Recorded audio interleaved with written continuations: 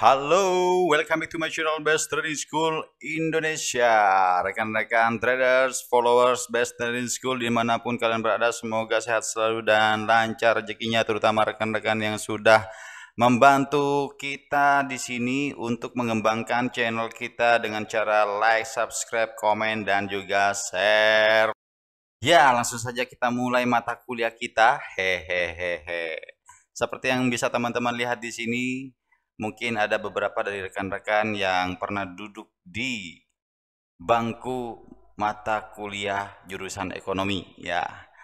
Nah, ada supply dan demand. Secara pemahaman di sini saya akan menjelaskan agar tidak ada yang tersesat, ya. Makanya kita akan menjelaskan dari benar-benar dasar apa itu supply dan demand. Supply merupakan penawaran dan demand merupakan permintaan, ya. Maka dari itu untuk kurvanya berbentuk seperti ini, ya, masing-masing seperti ini teman-teman. Nah, bisa teman-teman lihat ada yang pertama price, ya, ini price di sini yang menandakan ada harga, ya. Kemudian ada Q atau quantity, di sini merupakan jumlah, ya. Di sini juga ada harga dan ada jumlah, hanya berbeda pada rujukan. Jika demand ini merupakan value, ya, yang akan terhitung adalah value, kemudian supply yang akan terfokus pada cost. Nah, langsung saja kita fokus ke demand terlebih dahulu untuk pembahasannya secara step by step, ya teman-teman. Kita ambil contoh, jika harga sebuah barang, ya, itu $10, ya, kita tarik garisnya ke kanan seperti ini. Jika sebuah barang, ya, barang A itu harganya $10, maka akan banyak permintaan di sini teman-teman, ya.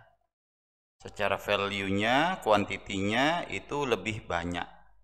Nah, cara membaca statistiknya seperti ini teman-teman, karena dia kalau demand itu menurun dari kiri ke kanan seperti ini, ya.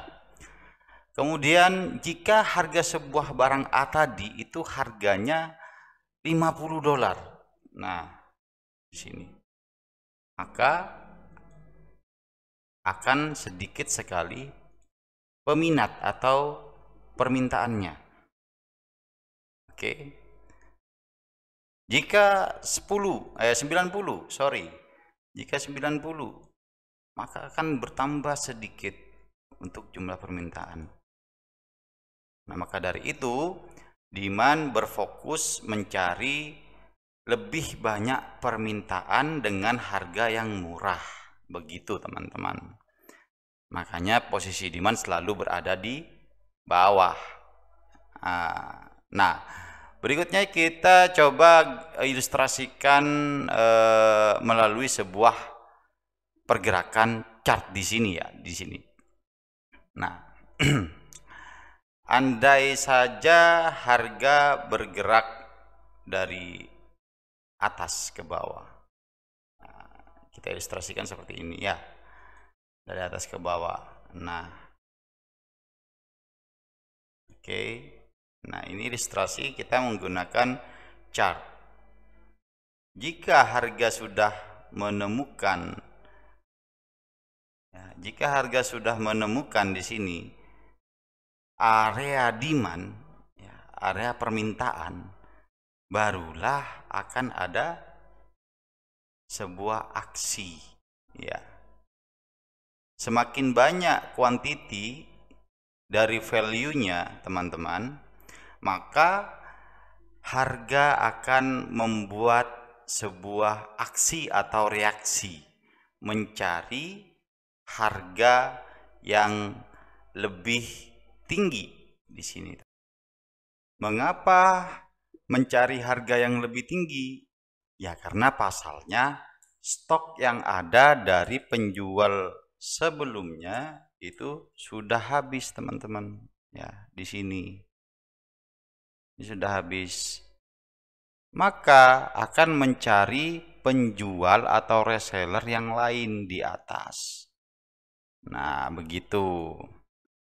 Bagaimana untuk supply? Ya, supply berkaitan dengan penjual. Penjual mempunyai kompetitor, teman-teman. Dan perlu diketahui, untuk sebuah bisnis, usaha, ya, ini tidak lepas dari cost, ya, teman-teman. Biaya operasional, cost. Semisal kita menaruh harga $100 ya dari sebuah barang di sini. Nah, otomatis cost yang dikeluarkan itu juga relatif besar. Sedangkan penjual satu dengan penjual yang lain itu akan bersaing, ya, kompetitor seperti itu. Nah, itulah maksud dari kurva di sini untuk supply dalam keadaan menurun dari kanan ke kiri. Mereka akan terus, ya, membanting harga, teman-teman. Terus membanting harga agar mendapatkan harga yang lebih murah. Relatif jika harganya lebih murah, ya, di sini, maka penjual itulah yang akan jadi pemenang. Mengapa bisa menjadi pemenang? Nah, karena penjual ini mampu menghabiskan stok, ya, daripada barangnya dengan lebih cepat. Seperti itu, teman-teman. Dan kita akan coba untuk gambarkan atau ilustrasikan pada chart kondisi di market, ya. Nah, jika sebuah harga melambung tinggi, ya, teman-teman, di situ contoh harga dengan harga $100, maka mau tidak mau, suka tidak suka, penjual akan menurunkan harganya, ya, menurunkan harganya untuk mendapatkan cost yang lebih murah dan juga mendapatkan pelanggan yang lebih banyak dengan minat, ya, contoh $20 di sini atau $40 seperti itu. Nah, jika sudah ada jumlah permintaan yang banyak, maka biasanya penjual akan menaikkan kembali harga daripada produk tersebut. Nah, begitu ringkasnya, teman-teman. Dan kita akan membahas yang kedua di sini, yaitu keseimbangan supply demand, ya. Nah, keseimbangan supply demand ini, ya, juga sama, penggabungan antara supply dan demand untuk kurvanya, ya, dengan keadaan demand menurun dari kiri ke kanan dan supply menurun dari kanan ke kiri seperti ini, sehingga untuk Y ini sama dengan price, quantity sama dengan X, seperti itu, teman-teman. Nah, untuk itu saya jelaskan juga quantity supply sama dengan quantity demand sama dengan equilibrium. Nah, equilibrium ini artinya adalah zona keseimbangan. Dimaksudkan seperti itu karena sejajar, ya, pertemuan antara kurva biru demand, kurva merah supply, sehingga ada keseimbangan. Nah, namun di sini juga pasti ada yang namanya quantity supply lebih besar daripada quantity demand. Nah, itu disebut dengan surplus, teman-teman. Bagaimana maksudnya? Nah, contoh, ya, kita tarik garis dari harga 80. Nah, kemudian bertemu dengan demand, ya, di sini. Nah, otomatis demand tidak memiliki kuantiti yang lebih banyak daripada supply. Ya, seperti ini. Nah, ini bertemu. Nah, oke. Ini bertemu seperti ini teman-teman ya. Jadi kuantitinya itu lebih banyak supply. Otomatis di sini harga akan terus turun ya. Harga akan terus turun dari supplier ini, harga akan terus turun hingga mencapai titik keseimbangannya atau equilibrium. Nah, ini equilibrium di sini, titik keseimbangannya. Oke, kita bahas secara perlahan dan bertahap ya teman-teman ya. Ya, kemudian ada quantity demand lebih besar daripada quantity supply. Nah, ini disebut juga dengan shortage ya, teman-teman. Nah, karena sekarang untuk area equilibrium ya, posisi supply-nya di sini, teman-teman. Kita coba tarik garis, ini semisal saja ya. Nah, ini kepunyaan dari supply ya. Nah, saya bedakan. Ini supply, kemudian ini adalah demand. Jadi secara kuantitinya kan lebih banyak demand ya daripada supply. Nah, ini berbanding terbalik teman-teman. Jika berada di bawah daripada zona keseimbangannya, ini yang lebih mendominasi itu adalah demand. Nah, jika ada di atas daripada keseimbangan, ini akan ini yang mendominasi adalah supply. Nah, seperti itu. Maka perlu gambaran daripada zona keseimbangan di keadaan chart yang sesungguhnya itu bagaimana. Itulah yang akan menjadi potensi-potensi pembentukan supply dan demand pada keseimbangan supply demand atau yang disebut juga dengan equilibrium ini teman-teman. Oke, setelah itu bagaimana cara kita menggambarkan equilibrium atau zona keseimbangan pada chart di market ya. Kita akan memasuki opsi berikutnya. Nah, ini adalah dua contoh ya teman-teman ya, dua contoh daripada zona equilibrium ya.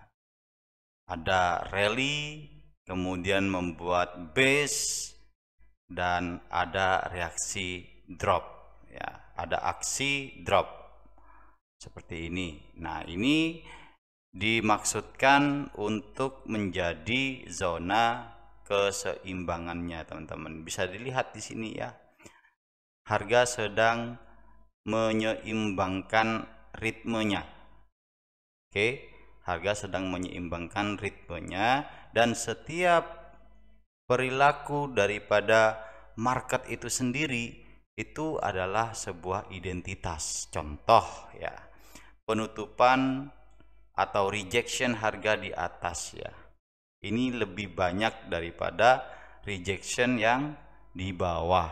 Nah, sedangkan jika kita kutip dari pelajaran sebelumnya tentang keseimbangan supply demand yaitu equilibrium, jika berada di atas ya, jika berada di atas posisinya yang lebih mendominasi ini adalah supply, dan jika berada di bawah daripada zona keseimbangannya ini yang mendominasi adalah demand. Nah, jadi ini di sini posisinya di atas dan akan berfungsi sebagai supply teman-teman, sehingga ada aksi ya. Nah, di sini sudah ada aksi breakout. Oke, di sini sudah ada aksi breakout dan kemudian reaksi ya, dan kemudian reaksi. Nah, memasuki kembali zona equilibrium yang sudah menjadi supply ketika aksi breakout, sehingga di sini harga akan terus turun. Untuk pergerakan ini juga dinamakan rally ya, ini rally di sini. Kemudian ada base ya, dengan catatan konsolidasi atau sideways. kemudian drop ya. Drop yang dihasilkan adalah aksi ya, aksi daripada keluarnya harga dari equilibrium. Nah, keluarnya harga dari equilibrium di situ. Kemudian reaksi saat harga retest atau koreksi.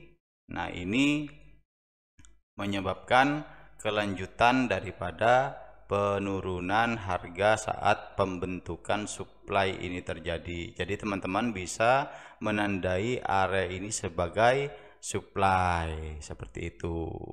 Nah, di sini selanjutnya ada posisi drop, kemudian membuat keseimbangan ya. Ada keseimbangan di sini. Dan dia ada aksi ya, aksi breakout. Nah, ada aksi breakout di sini. Dilanjutkan dengan koreksi, pullback dan harganya rally. Nah, ini merupakan sebuah zona yang terindikasi sebagai demand, teman-teman ya. Jadi demand ini. Nah, ini masuk pada drop base rally ya. Nah, ini drop base rally. Oke. Perlu menjadi catatan rekan-rekan ketika harga membentuk sideways ya atau konsolidasi seperti ini, teman-teman bisa menandai base ini sebagai supply ketika terjadi aksi ya, valid break. Nah, di sini kita tulis dulu valid break. Ini terjadi valid break ya, valid break. Nah, teman-teman baru bisa menandai ini sebagai area supply atau equilibrium. Nah, kemudian biasanya harga dengan karakter yang selalu mengulang-ulang kembali, dia akan retest di sini, teman-teman. Nah, ini reaksi ya. Ketika harganya sudah melakukan reaksi, pasti harga akan turun. Nah, kemudian kita coba untuk praktekkan di real chart ya, Audus. Nah, ini Audus seperti ini. Ketika harganya sudah membuat konsolidasi atau sideways, equilibrium seperti ini ya, kapan dia akan menjadi supply atau demand? Nah, saat ada terjadi valid break, teman-teman. Nah, di sini ada valid break ya. Harganya menembus ke bawah, mendorong ke bawah. Ini aksi daripada pembentukan supply yang terjadi di atas ya. Karena volume yang sudah dikumpulkan di sini cukup besar, maka pasti akan ada aksi ya, valid break daripada support sebelumnya, dan ada aksi reaksi, dan ada reaksi valid break. Nah, di sini koreksi pullback ya, pullback, harga melanjutkan untuk turun. Nah, berikut juga dengan yang tadi, teman-teman ya, ada demand ya di sini. Ini merupakan zona demand ya, ada valid break. Kemudian di sini tidak ada reaksi atau koreksi ke bawah. Biasanya harga membuat koreksi setelah break ya, tapi tidak semuanya seperti ini, teman-teman ya. Nah, tapi di sini harga biasanya akan merespon kembali zona ini ketika harganya berbalik arah. Nah, kita coba lihat di sebelah kanan. Apakah ada respon? Nah, ini dia. Respon yang dihasilkan oleh demand di masa yang lalu. Ya, jadi kalau harganya tidak kembali ke sini, maka kita akan menunggu atau menandai posisi konsolidasi ini sebagai demand, sehingga di suatu saat harga kembali pada zona demand ini akan direspon dengan baik ya. Nah, ada reversal. Nah, seperti itu teman-teman. Berikutnya kita akan membahas bagaimana cara entry-nya teman-teman ya di sini. Nah, mulai dari supply yang sudah terbentuk di atas untuk cara entry-nya ya. Kita hapus dulu ini. Ingat, jika keadaannya seperti ini ya, membuat konsolidasi dengan valid break mendominasi adanya pembentukan supply ya teman-teman, maka kita akan wait and see untuk menunggu kembalinya harga. Tapi ada beberapa trader yang memang berani untuk mengambil resiko atau meresikokan sedikit uangnya untuk masuk di area saat dia itu break, seperti sell stop ya. Nah, cuman kalau kebanyakan trader yang mencari aman, dia akan menunggu harga kembali terlebih dahulu atau koreksi ya. Ketika pullback ya baru mereka menentukan taking profit seperti itu. Nah, kita coba dulu teman-teman ya. Kita coba dulu. Jadi ketika menaruh stop loss, kebanyakan trader akan menaruh stop loss di high ya, di high, posisi high ya, atau posisi harga tertingginya. Tapi jika saya pribadi biasanya saya akan menaruh 50 poin ya, 50 poin atau sekitar 5 pip di atas daripada high-nya sedikit saja, kemudian posisi sell-nya di sini. Nah, ini adalah posisi sell. Jadi kita statusnya wait and see. Statusnya wait and see ya teman-teman ya, ketika menaruh sell di sini. Nah, stop loss 1 berbanding 2 ya. Nah, upayakan untuk mempunyai risk and reward ratio 1:2 teman-teman ya. Nah, di sini nah, ini target kita. Oke, ini target kita, dan ini adalah stop loss ya, stop loss kita di atas. Ini sell areanya. Jadi kita punya perbandingan keuntungan dan kerugian 1:2 di situ. Bagaimana untuk menentukan targetnya? Secara rasional, target daripada supply demand ini dia akan mencari area support ataupun demand terdekatnya terlebih dahulu, teman-teman.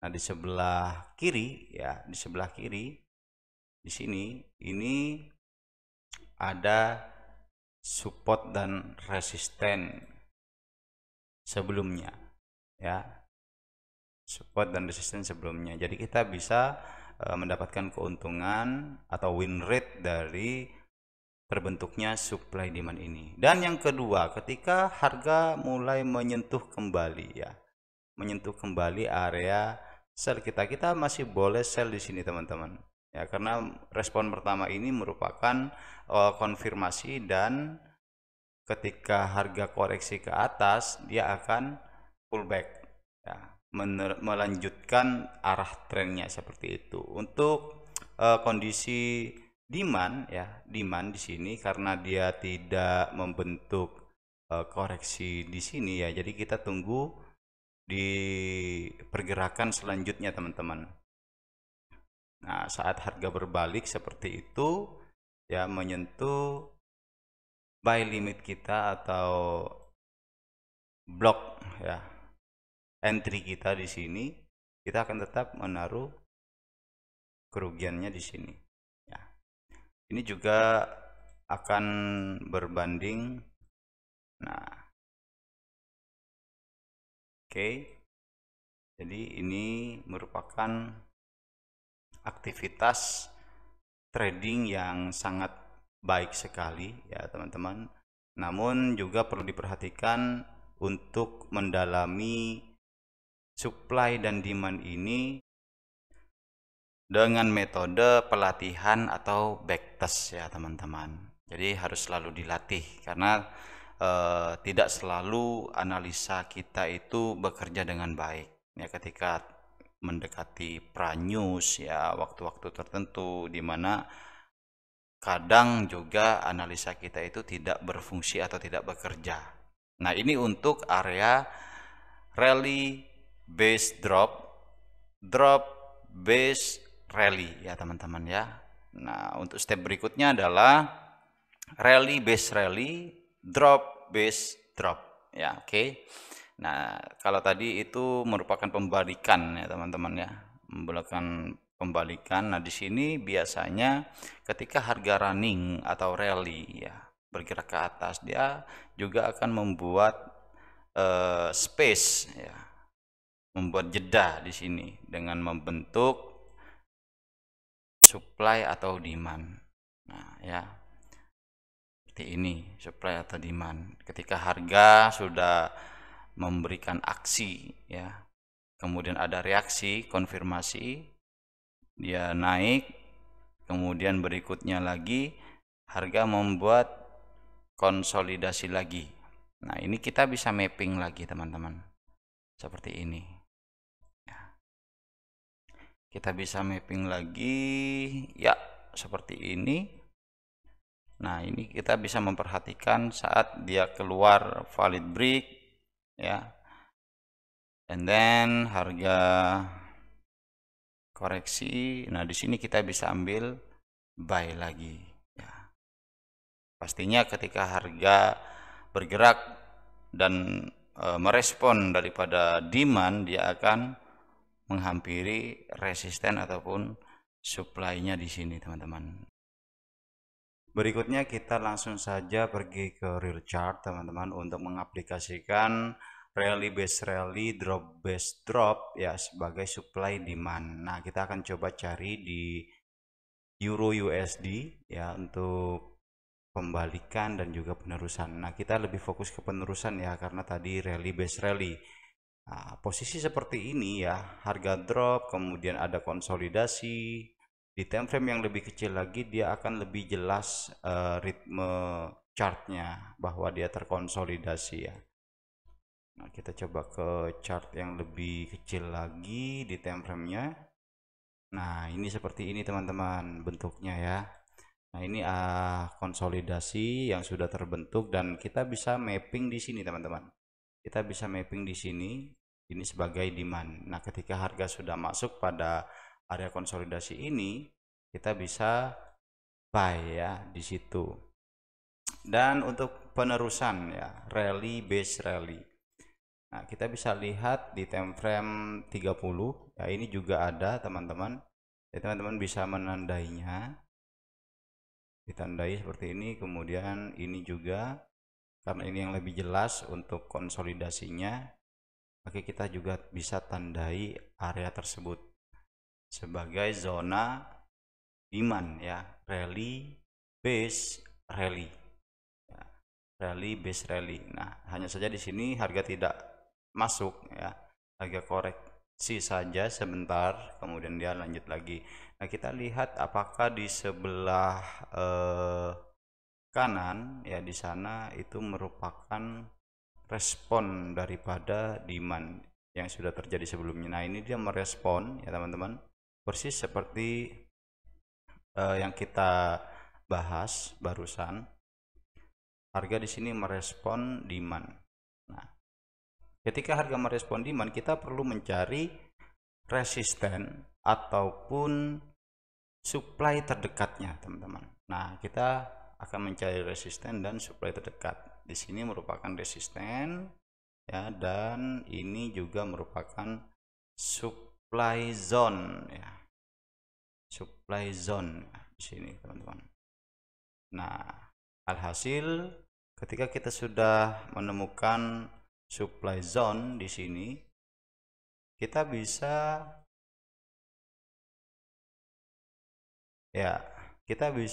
melakukan entry pembelian ataupun buy limit ya, pending order dengan rasio 1:2.